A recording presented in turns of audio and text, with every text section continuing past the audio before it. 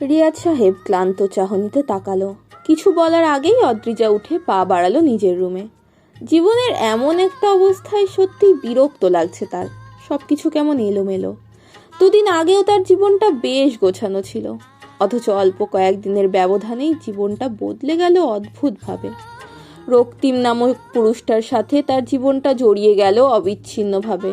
যে পুরুষটাকে সে ভালোবাসেনি, না তার কোনো ব্যবহারে মুগ্ধ হয়েছে সে, তবুও সেই পুরুষের সাথেই তার জীবন বাঁধা। অদ্রিজা ছোট্ট করে একটা শ্বাস ফেলল।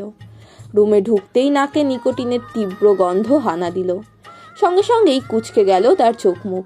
গন্ধটাকে অনুসরণ করেই ব্যালকনির দরজায় দাঁড়ালো সে। অন্ধকারে রক্তিমের ছায়াটা স্পষ্ট দেখা যাচ্ছে।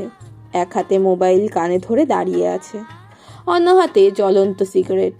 অদ্রিজা কিছু বলে উঠবে, ঠিক তখনই রক্তিম মোবাইলের ওপাশের ব্যক্তিটাকে বলে উঠল, ও সুইটহার্ট, অতটাও আঘাত পাইনি আমি যতটা তুমি বলছো। তাছাড়া তোমার কথা মতো তো ডক্টরের কাছেও গেলাম, ব্যান্ডেজও করে নিয়েছি। তাও এত চিন্তা করছো কেন? আর হইলো তোমার সাথে দেখা করার কথা, আজও তো তোমার সাথে দেখা হলো বেবি। 1 মাস পর এমনিতেও তোমার কাছে পুরোপুরি ব্যাক করবো, নো টেনশন।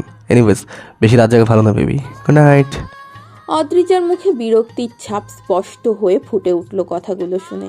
বিরক্তি নিয়েই বলে উঠল, মিস্টার রক্তিম। রক্তিম ঘাড় ঘুরিয়ে চাইল। অদ্রিজার ঘৃণা, রাগ, কষ্ট, বিরক্তি মিশ্রিত দৃষ্টির দিকে একবার তাকিয়েই মুচকি হাসল সে।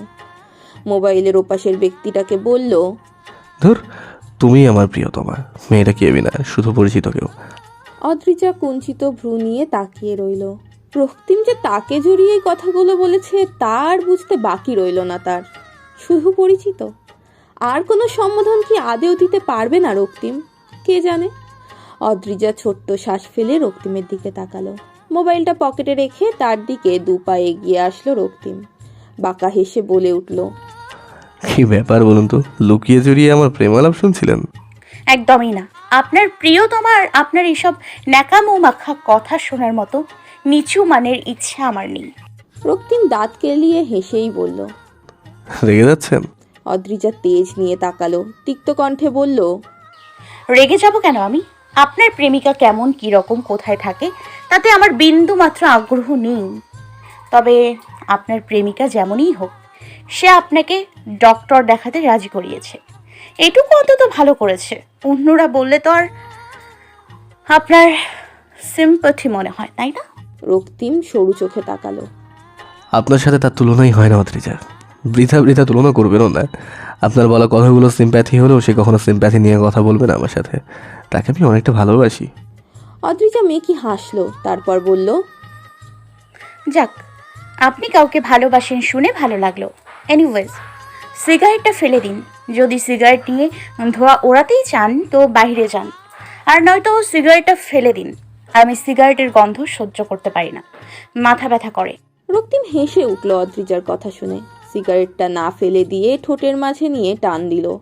মুখ দিয়ে ধোঁয়া উড়িয়ে মুচকি হেসে বলল, কি ভাবছেন আপনার কথা মতো সিগারেটটা ফেলে দেবো? দেওয়া উচিত? অদ্রিজা দৃঢ় কণ্ঠে বলল, হ্যাঁ, উচিত। অবশ্য আপনার মধ্যে উচিত অনুচিত বোধ থাকলে তো।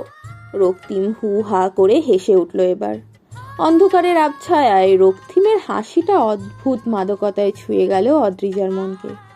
তেমনি অদ্ভুতভাবে রক্তিম একটা কাজ করে বসলো, হাত থেকে সিগারেটটা ফেলে দিল। অদ্রিজা অবাক হলো রক্তিমের এমন কাজে। রক্তিমকে যতটুকু চিনেছে তাতে রক্তিম সিগারেটটা ফেলে দেওয়ার মতো মানুষ তো নয়, কিন্তু ফেলে দিল এত সহজেই। রক্তিম অদ্রিজার অবাক হওয়াকে উপেক্ষা করেই বলল, ফেলে দিলাম। এবার বলুন, উচিত অনুচিত বোধ আছে আমার, তাই না? অদ্রিজা অবাক হলেও আগের মতোই দৃঢ় কণ্ঠে বলে উঠল, না, নেই। আপনার কাছে কোনো কিছুরই বোধ থাকতে পারে না। তাই বুঝে অবাক হলেন সিগারেটটা ফেলে দিলাম দেখে?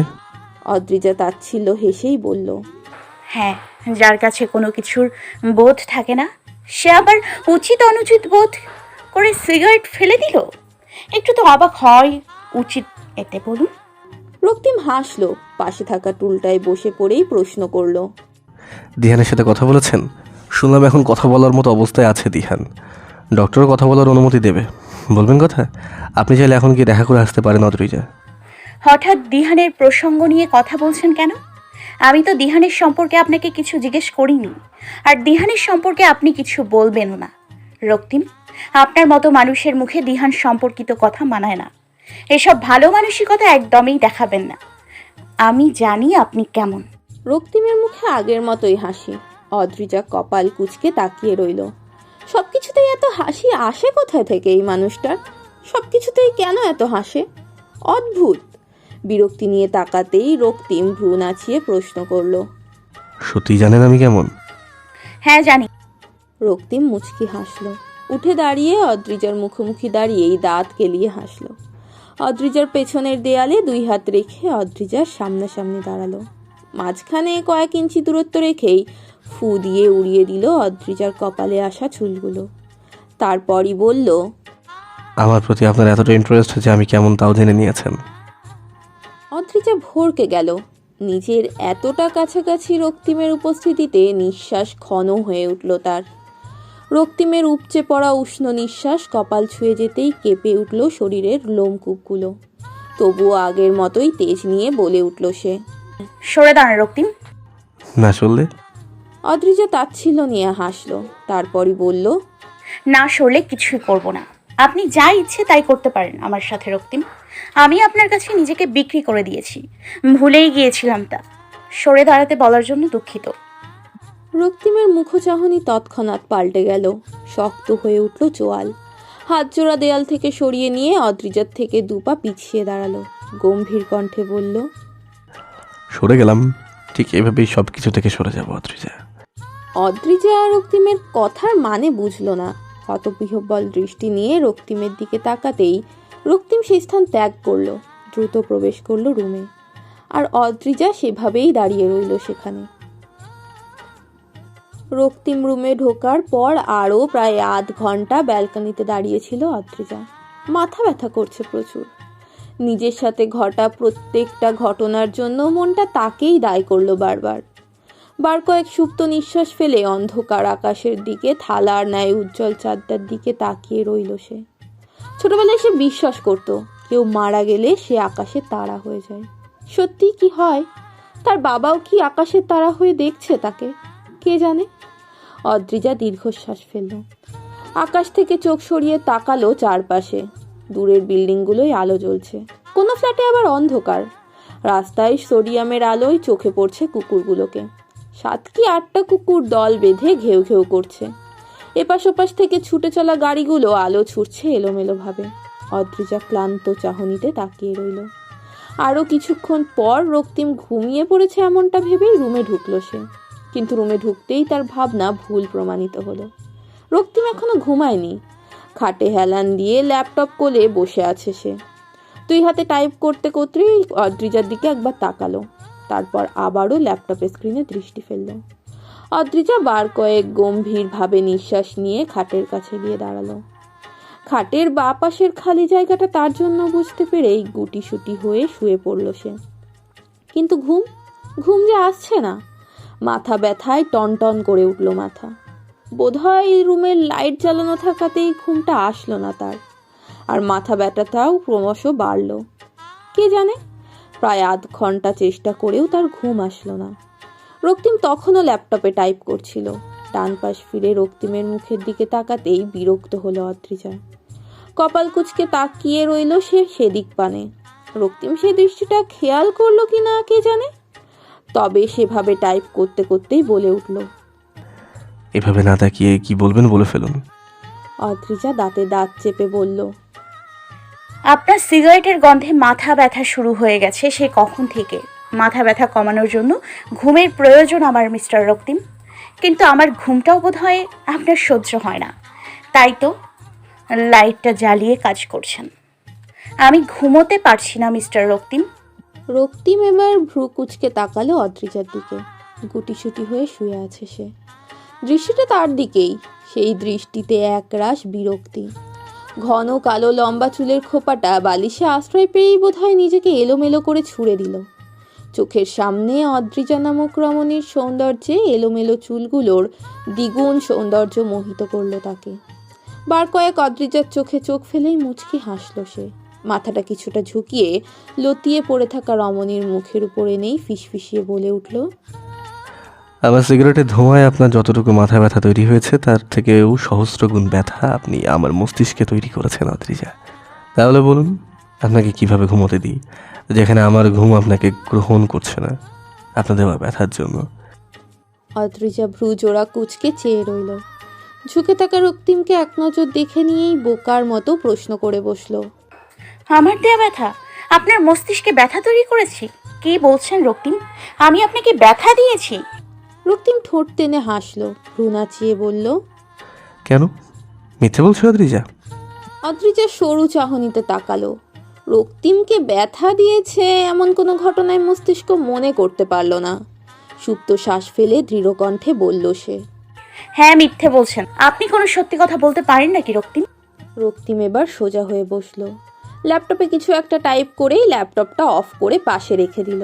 অদ্রিজার দিকে ফিরে বলল, অ্যাকচুয়ালি ইউ আর রাইট, আমি পৃথিবীর শ্রেষ্ঠ মিথ্যাবাদী অদ্রিজা, অন্তত আপনার ক্ষেত্রে তাই। আর আপনি আমার সেই মিথ্যেতেই দৃশ্যমান থাকবেন। যদি সত্যতে দৃশ্যমান হতে চানও কোনো দিন, আমি দেব না অদ্রিজা, ভেঙে গুড়িয়ে আপনার আমার মিথ্যের সাথেই মিশিয়ে দেব। অদ্রিজা অবাক হয়ে তাকিয়ে রইল। সত্য মিথ্যে রক্তিমের বলা কথাগুলোর কোনো মানে খুঁজে না পেয়েই বিরক্তি নিয়ে বলল, as your wish. Light off করবেন? এর থেকে তো ভালো আকাশের তারা দেখে আব্বুকে উপলব্ধি করা। ঘুমোতে তো দিবেনই না, তার থেকে বেলকনিতে বসে তারাই দেখি। রক্তিম হু হা করে হেসে উঠল, তারপর মাথাটা উপর থেকে হেলিয়ে দিল। চোখ জোড়া বন্ধ করেই বলল, আকাশের তারায় আপনার বাবা নেই অদ্রিজা, ওইসব মিথ্যে বিশ্বাসে বিশ্বাস করবেন না। তারা তো তারাই, তারার মাঝে কখনো মা কিংবা বাবা থাকে না। ওসব তো আমাদের ঠকানোর জন্য বলে থাকে সবাই। ওসব ফাও কথা বিশ্বাস করবেন তো ঠকবেন অদ্রিজা। অদ্রিজা কিছু বলল না। রক্তিম নামক মানুষটার সাথে শুধুই কথা বলছে সে। বিরক্তিতে চোখ মুখ কুচকে পাশ ফিরতে যাবে তখনই আবার ঝুঁকল রক্তিম। অদ্রিজার এক হাত টেনে ধরেই বলে উঠল, আপনার ঘুম দরকার? অদ্রিজা তীক্ষ্ণ চাহনিতে তাকালো। এতক্ষণ ধরে ঘুমানোর কথা বলছে সে, অথচ রক্তিম এইমাত্র জিজ্ঞেস করছে ঘুম দরকার কিনা। আশ্চর্য। দাঁতে দাঁত চেপে রক্তিমের দিকে তাকাতেই বলল সে, না। রক্তিম বাঁকা হাসল। অদ্রিজার হাতটা সেভাবেই ধরে রেখেই বলে উঠল, রেগে যাচ্ছেন কেন আপনি? আপনার ঘুম দরকার, আমারও ঘুম দরকার। আপনার ঘুম না আসার কারণটা যদি আমি হই, তো আমার ঘুম না আসার কারণটাও আপনি। তো ইকুয়াল হলো না? চলুন একটা ডিল করি, আপনার ঘুমের জন্য আমি লাইট অফ করে দেবো আর আপনি আমার ঘুমের ব্যবস্থা করে দেবেন। রাজি? অদ্রিজা গোল গোল চোখ করে তাকালো, সঙ্গে সঙ্গেই বলে উঠল, আপনি কি ছোট বাচ্চা যে আপনার ঘুমের ব্যবস্থা করতে হবে? আজব। তাছাড়া আপনি আমার উপর মিথ্যে দোষারোপ করছেন রক্তিম। আমি আপনাকে কিছুই করিনি। প্রমাণ আছে? শক্ত চাহনিতে তাকালো অদ্রিজা। ফোঁস ফোঁস করে বার কয়েক নিঃশ্বাস ছেড়েই শান্ত কণ্ঠে বলল, বলুন, আপনার ঘুমানোর কি ব্যবস্থা করতে পারি? রক্তিম মুচকি হাসল।